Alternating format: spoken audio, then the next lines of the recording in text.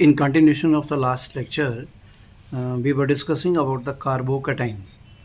So today we will discuss the stability of different carbocations. Carbocations. I've told you that these are of type C positive, H, H, H, H. Let us suppose CH3 as an alkyl group, H, H positive. Otherwise we can represent the CH3 by R also. That can be any alkyl group. So yeah, like this one, H positive, and the last one is CH3, CH3, CH3. मैंने आपको पहले भी बताया था बच्चों कि जिस carbon को पॉजिटिव लगा है, अगर उसके साथ कोई भी कार्बन नहीं लगी है या कम से कम एक ही लगी है, तो इस ऐसे कार्बोकटाइन को हम 1 डिग्री बोलते हैं। अगर इसको 2 लगी हैं, इसको R की जगह हम CH3 डाल लेते हैं। चलो, अब इस कार्बन जिसके ऊपर पॉजिटिव, इसको 2 लगी हैं 2 डिग्री, इसको 1, 2, 3 लगी है, तो ये 3 डिग्री कार्बोकटाइन हो गया। इसको प्राइमरी, सेकेंडरी और टर्शरी भी बोलते हैं। The order of stability is like this one, I mean it is less than this one, and 2 degrees less than 3 degree. Mean 3 degree carbocation is much stable than 1 degree carbocation. अब इसकी explanation कि ये ऐसा order क्यों होता है। सबसे पहले हम ले लेते हैं प्लस आई इफेक्ट। देखो, मैं आपको एक एग्जांपल लेके देता हूँ कि जैसे मेरे पास है ये CH3, CH3, CH3, ठीक है, ये हो गया पॉजिटिव। अब CH3 ग्रुप का जो इफेक्ट होता है वो प्लस आई होता है। प्लस आई का मतलब जिसको लगेगा उसको इलेक्ट्रॉन देगा, इलेक्ट्रॉन उसको रिलीज करेगा, इलेक्ट्रॉन डेंसिटी रिलीज करेगा। अब हुआ क्या कि कार्बन के ऊपर कौन सा चार्ज? पॉजिटिव। अब इसने यहाँ पर भी, ये मिथाइल ग्रुप में भी इलेक्ट्रॉन दिए, इस मिथाइल ने भी इलेक्ट्रॉन रिलीज करे, इस मिथाइल ने भी इलेक्ट्रॉन रिलीज करे, तो व्हाट हैपन्स, ये जो पॉजिटिव चार्ज है बहुत हद तक न्यूट्रलाइज हो गया, ये बहुत हद तक स्टेबलाइज हो गया। तो जितना चार्ज कम होगा उतनी स्टेबिलिटी ज़्यादा होगी। तो देखो, यहाँ पे 3 हैं सप्लाई करने वाले, यहाँ 2 हैं सप्लाई करने वाले, यहाँ 1 है सप्लाई करने वाला, यहाँ कोई भी नहीं है सप्लाई करने वाला। तो यहाँ पे पॉजिटिव चार्ज का मैग्नीट्यूड सबसे ज़्यादा होगा कार्बन के ऊपर, और यहाँ पे पॉजिटिव चार्ज मिनिमाइज हो जाएगा due to the group attach to the carbonium carbon having plus I effect. अब दूसरा जो वेरी इंपॉर्टेंट इफेक्ट है, that is hyperconjugation, no bond resonance, जो हमने डिटेल में डिस्कस करा। तो इसमें कैसे बेटे, देखो, अब आपको मैं इसका ये बता देता हूँ कि जैसे ये C पॉजिटिव है ना, H, H, C, H, H और ये H, ये वाला मैंने लिया यहाँ पे एग्जाम्पल 1 डिग्री। अब ये इधर आ गया इलेक्ट्रॉन, तो क्या बना मेरे पास? H, C, H, H के ऊपर no bond resonance, no bond आ गया, डबल बॉन्ड C, H और ये H। अब ये इस तरह से H, C, H, H, double bond C, H, H। अब इस H के ऊपर पॉजिटिव, और ये इसके आगे हमारे पास आ गया H, C, H, H positive, double bond C, H और ये H। सो हमारे पास 1, 2, 3 रेजोनेंस स्ट्रक्चर्स बनी। तो एक CH3 की वजह से 3 रेजोनेंस स्ट्रक्चर्स, ठीक है ना, यहाँ पर एक ही CH3 था ना, 3 रेजोनेंस स्ट्रक्चर आ गई।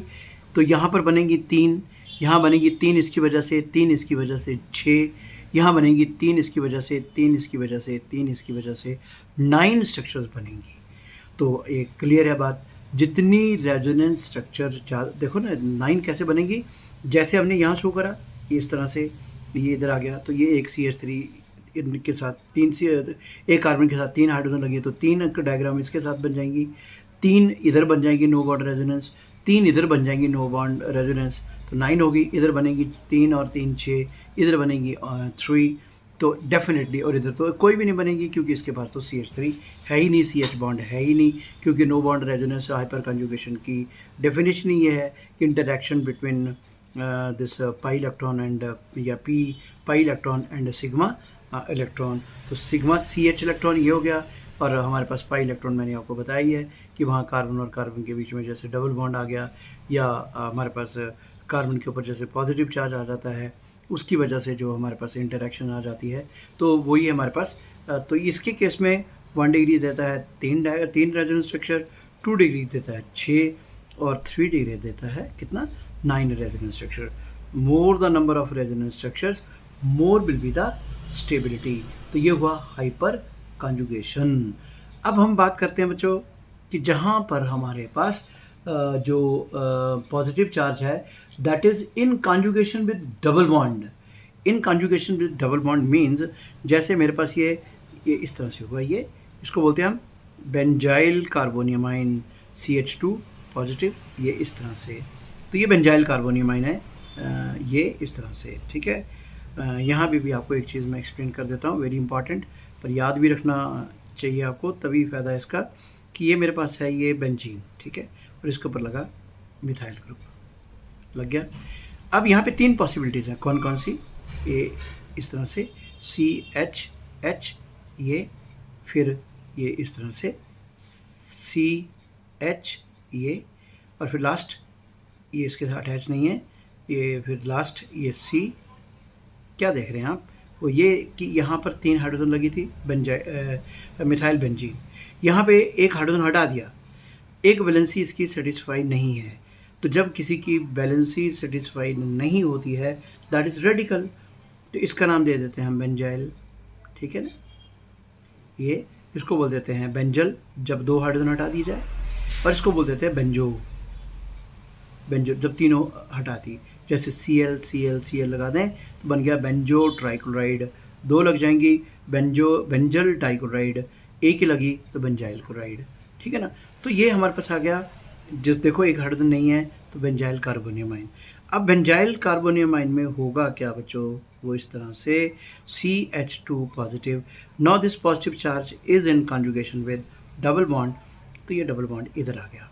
जब ये डबल बॉन्ड इधर आ गया तो ये इलेक्ट्रॉन इसका भी जो है वो यहाँ चले गए दोनों ही, तो मेरे पास ये रेजोनेंस स्ट्रक्चर आ गई। अब इस कार्बन का इस बॉन्ड में जो है एक इलेक्ट्रॉन इस कार्बन का था, एक इलेक्ट्रॉन इस कार्बन का था, लेकिन अब पूरे का पूरा पेयर इधर चला गया, यहाँ तो आ गया डबल बॉन्ड, ये आ गया CH2। अब इसमें पॉजिटिव चार्ज खत्म हो गया क्योंकि इसकी 4 वैलेंसी पूरी होगी, लेकिन इसके ऊपर आ गया पॉजिटिव चार्ज, ये इस तरह से, इस तरह। अब ये इधर चला जाएगा तो मेरे पास क्या आ जाएगा बच्चों? इस तरह से ये बन गया पॉजिटिव, ये डबल बॉन्ड और ये CH2, और फिर इसकी बात आ गई, ये आ गया हमारे पास इधर। तो मेरे पास क्या आ गई इसमें स्ट्रक्चर? आप इसको अंदर से भी बना सकते हो, ऐसा कोई प्रॉब्लम नहीं है।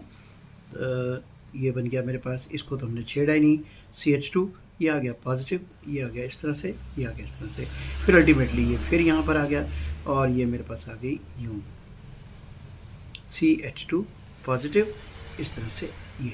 तो इन दोनों को अगर कंपेयर करें तो जहाँ डबल था वहाँ सिंगल हो गया, जहाँ सिंगल था वहाँ डबल हो गया। तो ये हमारे पास रेजोनेंस स्ट्रक्चर्स की वजह से हुआ। तो ये जो कॉन्जुगेशन हुई है पॉजिटिव चार्ज की, जिसकी वजह से रेजोनेंस स्ट्रक्चर ओरिजिनेट हुई हैं, डेफिनेटली हमारे पास ये स्टेबिलिटी की तरफ को लेके जाएंगी। अब यहाँ पे हमारे पास वही बात आ गई बच्चों, जैसे हमने उसका एलिफेटिक के केस में करा। अगर ये बात है इस तरह से,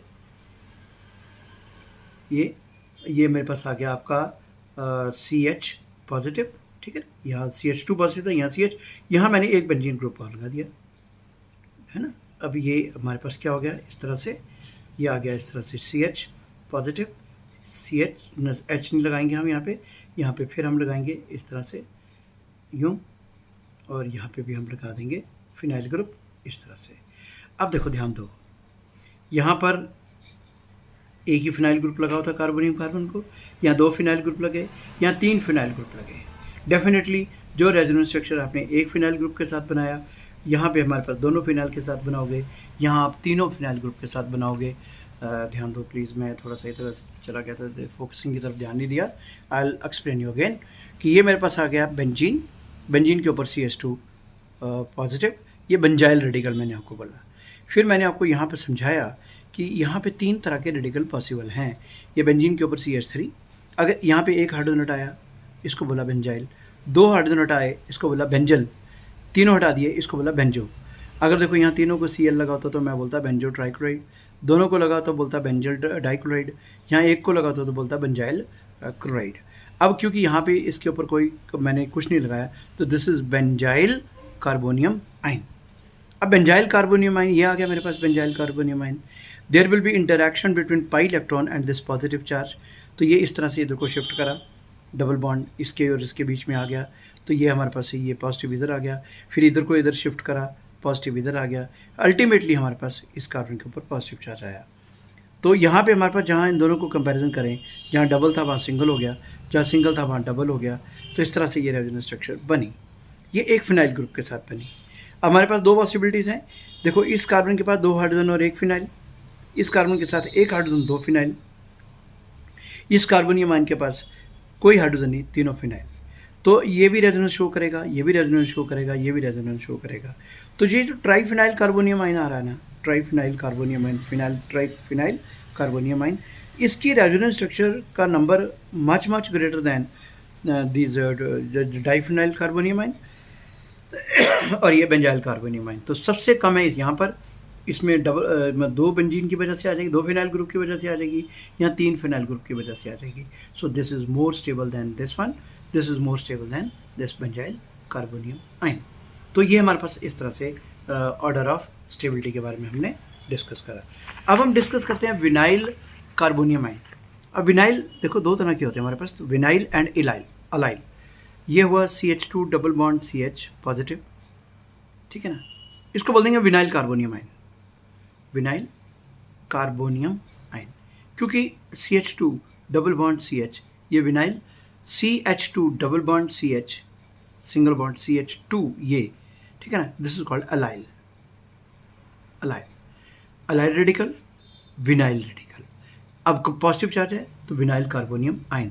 अब इसमें हमारे पास देखो, अगर आप इस डबल बॉन्ड को इधर शिफ्ट कर भी दो, कहाँ शिफ्ट करोगे आप? कहीं शिफ्ट नहीं हो सकता ये।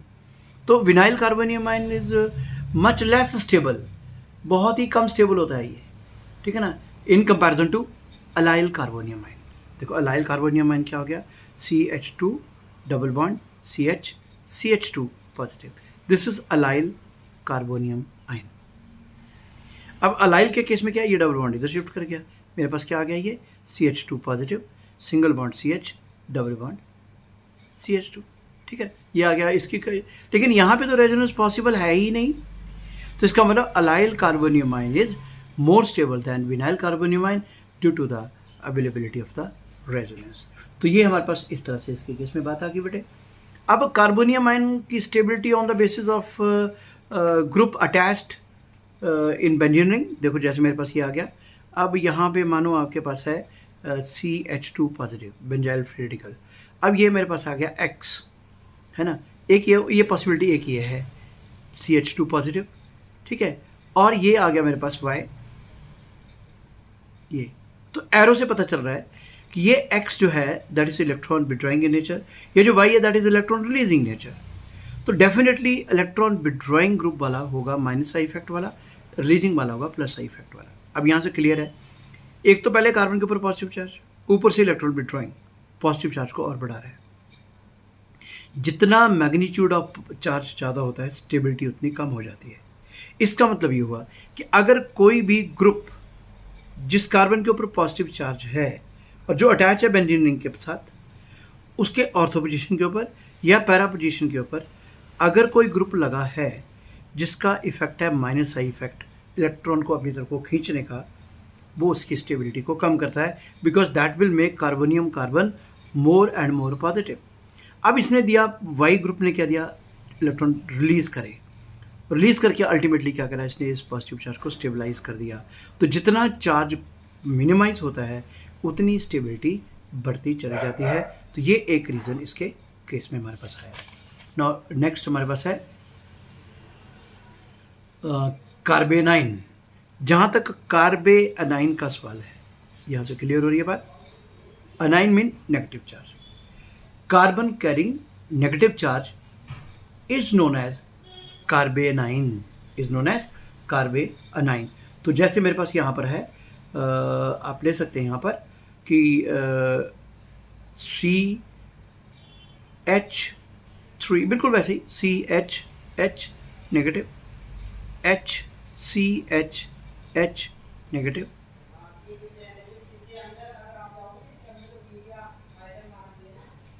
H नेगेटिव, ठीक है। तो CH3 CH3 CH3 नेगेटिव, ये आ गया 1 डिग्री दोनों मिला के, ये आ गया 2 डिग्री और ये आ गया 3 डिग्री। अब यहाँ पर हमारे पास वही, जिस कार्बन को नेगेटिव चार्ज, कोई कार्बन नहीं अटैच, एक carbon attach 1 degree, 2 carbon attach 2 degree, 3 carbon attach, ये 3 डिग्री कार्बेनाइन आ गया। तो ये तो है हमारे पास कार्बेनाइन के बारे में। और हमारे पास यहाँ पे जो ये फॉर्मेशन है उसको आप कैसे बना सकते हैं? देखो, जैसे मेरे पास है क्लीवेज ऑफ द बॉन्ड, अगर आप हेट्रोलिटिक फ्यूजन करते हो तो उसके केस में हमारे पास बन जाएगा जैसे CH, ये इधर आया, ठीक है ना, तो इधर से मेरे पास गया ये यूँ, C के ऊपर आ गया नेगेटिव और H के ऊपर आ गया मेरे पास पॉजिटिव चार्ज। तो ये हुआ हमारे पास ये कार्बेनाइन CH बॉन्ड की डिसोसिएशन की वजह से। Then by the addition of some another group, जैसे मेरे पास ये है C, तो जब एडिशन करोगे आप तो डेफिनेटली वहाँ पे डबल बॉन्ड होगा ही होगा। तो यहाँ पे क्या होगा, ये मानो इधर को शिफ्ट करा, और जो न्यूक्लियोफाइल का मतलब न्यूक्लियस को प्यार करने वाला, तो डेफिनेटली इसके ऊपर नेगेटिव चार्ज होगा। तो ये हमारे पास इसके साथ अटैच हो जाएगा इधर, तो मेरे पास आ गया यूँ C, इसके ऊपर पॉजिटिव C, और ये आ गया मेरे पास न्यूक्लियोफाइल, ठीक है ना।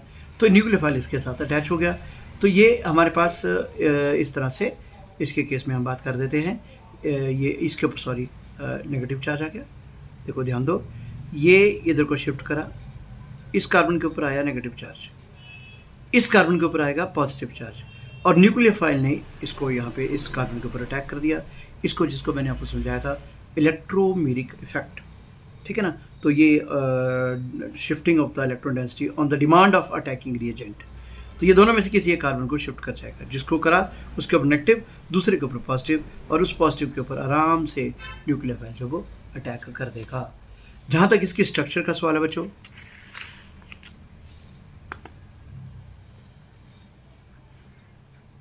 structure I will discuss you later on.